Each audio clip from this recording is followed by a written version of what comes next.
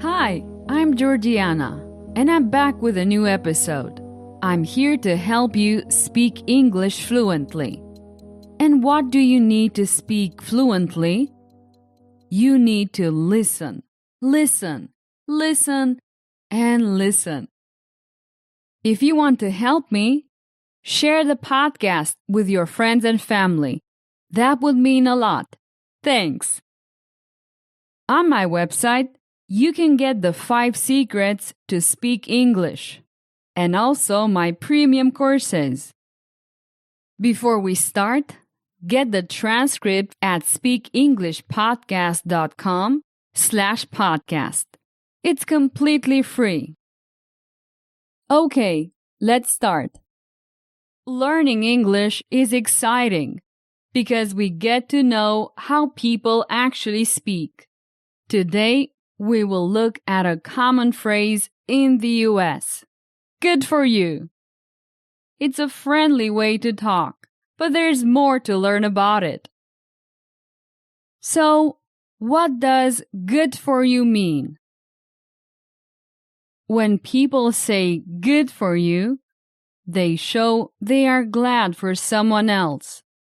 Imagine giving a friend a thumbs up. For example, if your friend tells you they did well on a test, saying good for you is like saying I'm happy for you. We use good for you when we are really glad. Imagine your friend telling you, I got first place. You can respond with a smile, good for you, to show your happiness for their success. How you say it is key. Your tone of voice can change the meaning. Use a cheerful tone to make sure your friend feels your sincerity. When you say good for you, this phrase fits well in many situations. Here are some moments to use it. Celebrating achievements. When someone achieves something for hard work, like scoring high on a test, good for you is a great response. Sharing in good news. Hearing about a friend's good news, like getting a new pet, and saying good for you, shows you share their happiness. Imagine a time when someone shared something joyful with you. How would you reply? Simple. Good for you. Just remember, saying it with a smile and warmth in your voice can really make a difference. Great! Let's learn some different meanings of good for you. Sometimes good for you is not only about being happy for someone. It can also be used for jokes or in not so nice ways, known as sarcasm. When it's a joke, friends might use it playfully when someone says something funny or not so important. It's their way of being friendly. However, if someone's tone sounds unhappy or their expression appears unfriendly, they might not be saying it kindly. For example, if you say, I can tie my shoes, and someone responds with, good for you, without a friendly tone, they might not be so nice.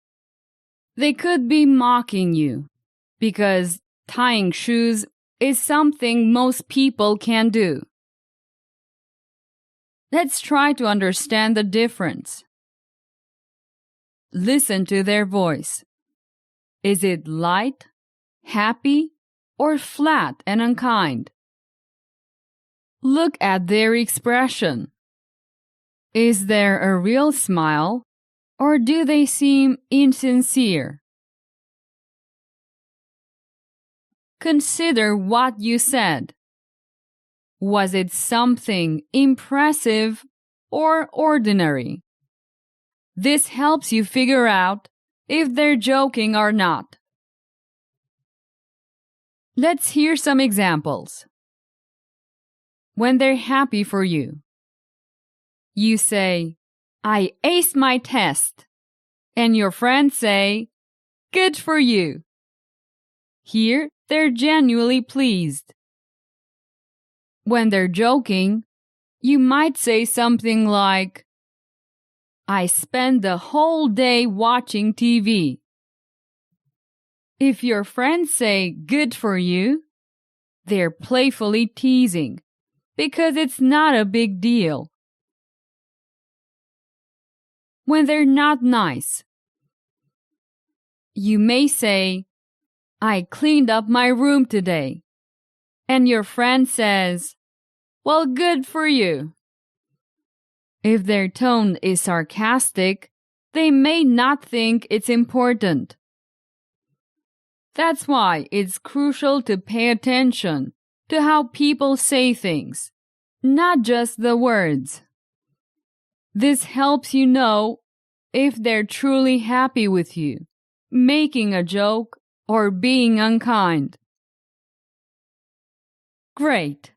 Let's continue with a surprising point of view story. I will tell the same story twice, so make sure to focus on the changes.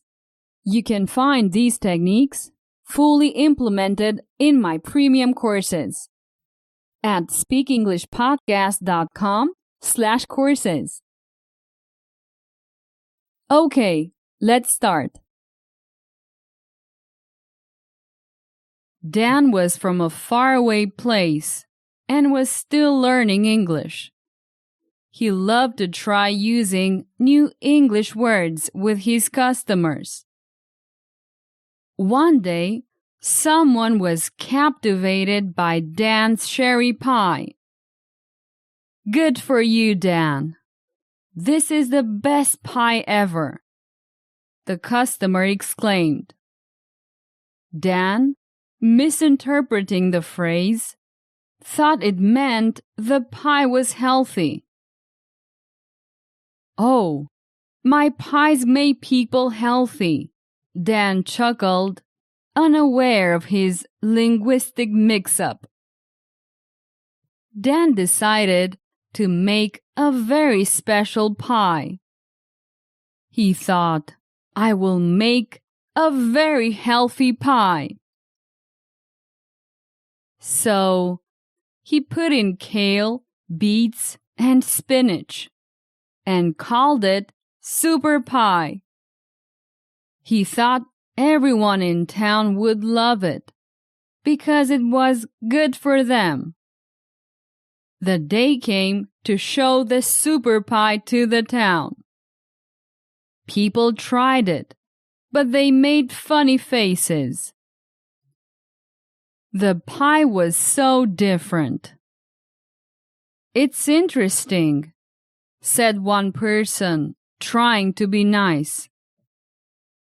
Later, Ellie, who was a teacher, talked to Dan. She explained that "good for you" was a way to say "well done" or "I'm happy for you." It didn't mean the pie was healthy. Dan was surprised, but then laughed. He understood his mistake. He went back to making his delicious cherry pies, but he kept one super pie in his shop. It was a fun reminder that sometimes he might get English phrases mixed up. Dan learned that it's okay to make mistakes when learning something new. The people in Maplewood still loved his baking, even the super pie. Dan kept learning English, and everyone smiled when remembering the Super Pie story. Great! Let's listen to the story one more time in the future tense. Dan will be from a faraway place and will still be learning English. He will love to try using new English words with his customers. One day, someone will be captivated by Dan's cherry pie. Good for you, Dan. This is the best pie ever. The customer will exclaim. Dan will think that the pie is healthy. Oh, my pies will make people healthy, he will think, not knowing he made a language mistake. So, Dan will decide to make a very special pie. He will think, I will make a very healthy pie. He will put kale, beets, and spinach, and will call this his super pie. He will think everyone in Maplewood would love it, because it will be good for them. The day will come to show the super pie to the town. People will try it, but they will make funny faces. The pie will be so different. It's interesting, someone will say, trying to be nice. Later, Ellie, a teacher, will talk to Dan. She will explain that good for you will be a way to say well done or I'm happy for you. It won't mean the pie is healthy. Dan will be surprised, but then will laugh. He will understand his mistake. He will go back to making his delicious cherry pies. But he will keep one super pie in his shop. It will be a fun reminder that sometimes he might get English phrases mixed up. Dan will learn that it will be okay to make mistakes when learning something new. The people in Maplewood will still love his baking, even the super pie. Dan will keep learning English, and everyone will smile when remembering the super pie story. Great! I like these kind of stories because they're easy to remember and help a lot with learning English. Humor also makes learning more enjoyable. You can find this method in my premium courses. Take a look at speakenglishpodcast.com/courses to get my premium courses. They are designed for learning by listening. Also, if you want to help me, share the podcast with your friends and family. That would mean a lot. Thanks. See you soon. Bye-bye. Did you enjoy today's episode? Get the transcript now at speakenglishpodcast.com.